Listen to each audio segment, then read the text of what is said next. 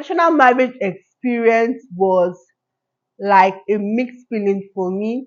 I was happy, sad, devastated, everything joined together. Starting from the date it was fixed.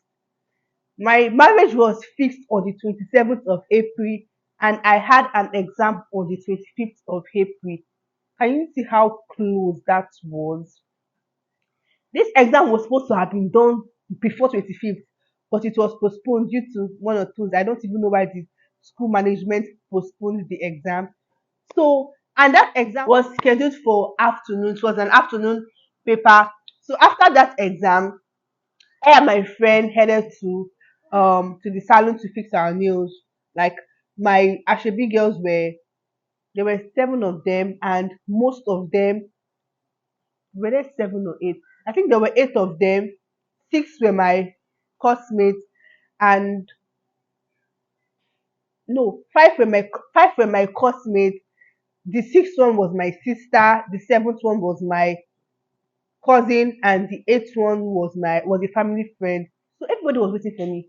So after my exam, I headed to the nail tech to fix my nails because I already made plans with somebody, with a driver to come pick us up the next day, which was on the 26th. This driver was the one that took my mom and siblings to the village. So I spoke to him and we agreed. We both agreed on a certain amount, and I made deposits, right? To show that I'm serious, at least to make my bookings. That was what we agreed on. So after my fixing my nails, around six or thereabouts, I called this man to remind him, Oga, will not forget to tomorrow you will come my school, come pick us. So and man was like, he was giving me flimsy excuses that he's not in Lagos, he's not. God, I was so devastated. Like I cried my eyes out. And the way as he was talking, tears just dropped down my eyes. And my friend noticed and she asked me what happened. I was still talking to this man. I begged this man, sir, please come and pick us up. We already agreed. I already paid you. I already made deposits. Please don't disappoint me. And you know it is my marriage. It is my traditional marriage. Please. This man was just giving me flimsy excuses. I cried. I picked up my phone. I called my mom. My mom called him and he was saying all sorts of rubbish, meaning he was booked already. You were booked and you took money from me and you agreed that you were going to come pick me up. I called my mom. I called my husband. In fact, I was just crying. So my nail tech, because I was in school as at that time, Ogun State, and there was literally no park in Ogun State, or maybe there was, I didn't know. But to me, I felt there was no park. I asked my friend. The nail tech now told us that there is a park, not really a park, but that is where people used to stand and wait for bus. So I went there. God, if you see we got there by past 7, and if you see people, hey God, I spoke to one man and he said he has been here since morning, waiting for bus, but he hasn't gotten a bus and all of that. God, I was like, people that have been here since morning, me that just came, like, how will I get a bus?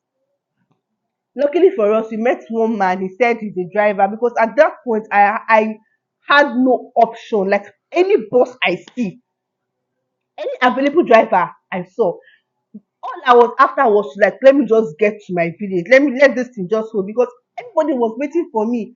So I met this man and he's a Yoruba man. He said he can drive. I used to take people to East and all of that. I was like, sir, please don't disappoint me. We agreed on a certain amount, even though he charged very high. We agreed on a certain amount and that was it. I went home. The next morning now, which was 26th, and my charge was to be on 27th, right? So I called this man, his number was switched off. Jesus. I started crying by 6 o'clock. And we agreed that I want to come pick us up by 6 o'clock. I called this man, right? His number was off. I kept on trying, I kept on trying. Luckily, he called me by 6:30 and said he can't make it, that he's going to call his brother. I was like, no problem, please just come. And we waited, I and my friend, because I made sure your eraser, I'm coming out. Conscious.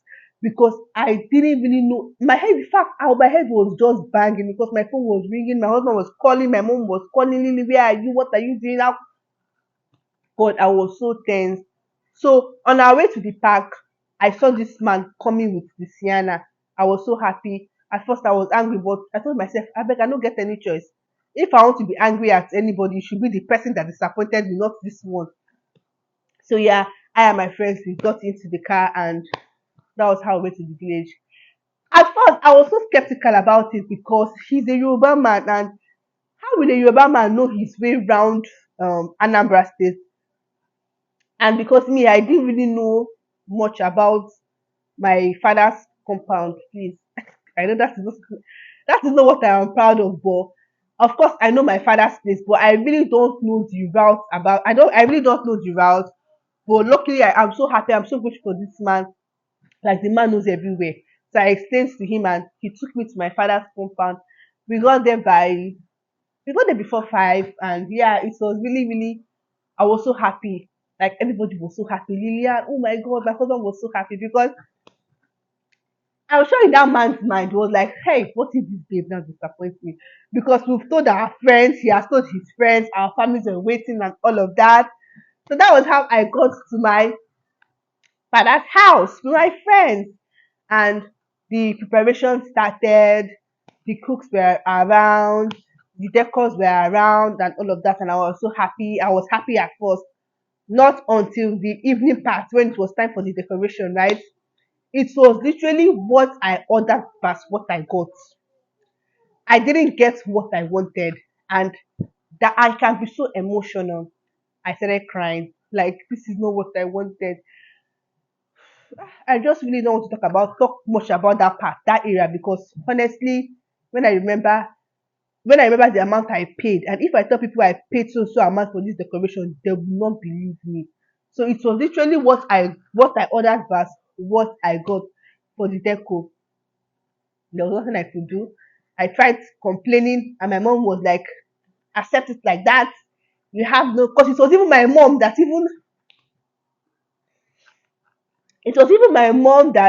got the deco's number and all of that.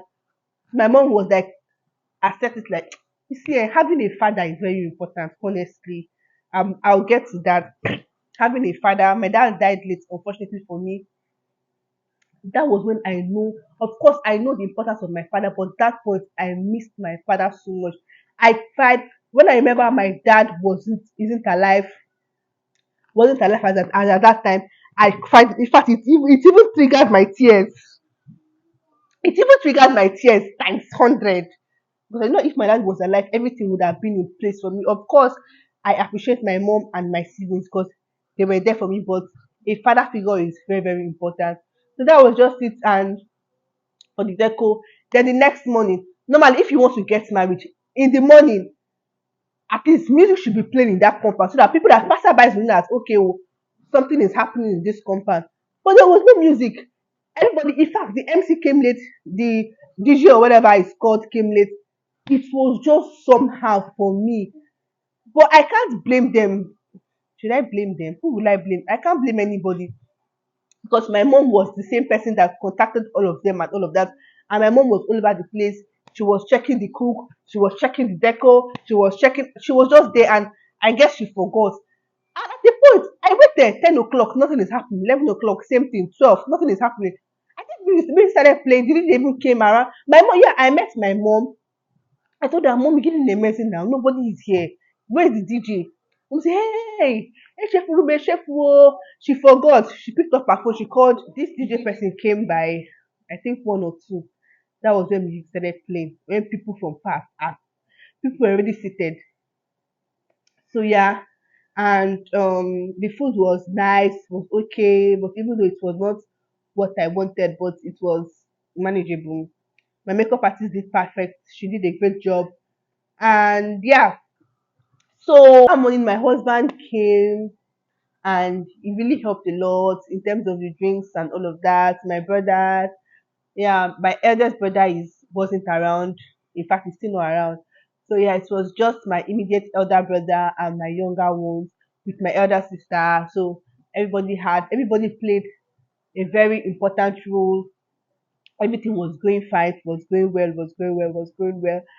And yeah, everything was going fine, was going fine, was going fine. Not until towards the end part of my marriage, it dawned on me that Lily, you are married now. You won't be sleeping in your father's house. In fact, it was as if water just the thing just cleared. Like, you are now married. You won't be sleeping in your father's house. You'll be going to your husband's house. I was that, I just thought, I don't know if my mom had that same thought, because there's this connection mother and child used to have, right? Especially daughters. So I just looked at my mom and I saw tears. Like, my mom started crying, and same thing, I started crying. So it was really an emotional moment for us. I didn't even care. I just hugged my mom so tight. My husband held my hands and all of that. It was like, oh my god. And I remember, like I was going far away from my mom. Because honestly, my mom has been through a lot. Like, we've been through it since our dad died, the sacrifices she has made and all of that. So I don't know when I felt I was leaving her. Like I would I won't see her again, something like that. Honestly, that was how I felt. I started crying. My husband cleaned my eyes, my mom hugged me, and my sister, because that my sister, that one, she had her heart is very strong. My sister was like, she was looking at me like, what's up with this one? So yeah, so after the traditional marriage, I followed my husband to his place, and I started crying again because I missed my mom and I missed my siblings. Honestly, I can't trade my siblings for anything in the world. Nothing. I never see that thing. I never see that thing will go make me. In fact, I never see. I love my mom. I love my siblings so much, and I will always pick them first. Of course, I love my husband. Apart from my husband and my children, I will always pick my mom and my siblings before any other person on earth. Yeah, because we've been through a whole lot. If you don't know, maybe one of these days I'm going to bring my mom to my channel too, so we can share our life experiences with you guys. That's if you guys will be interested. If you've been interested, please let me know in the comment section. Make I no go dey talk story wey no concern anybody.